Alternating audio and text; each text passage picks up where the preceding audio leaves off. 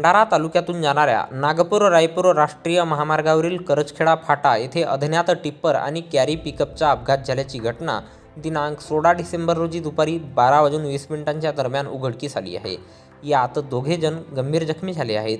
संतोष अमरसिंग संन्यासी वय 30 वर्षे राहणार राजगोपाल वार्ड आणि शुभम नरेंद्र गायधने वय 30 वर्षे राहणार गणेशपूर हे कॅरी पिकअप क्रमांक MH36AA 4585ने भंडारावरून लाखनीकडे जात असता खमारीकडून येणारा अज्ञात टिप्परला कॅरी पिकअपने जबर धडक दिली।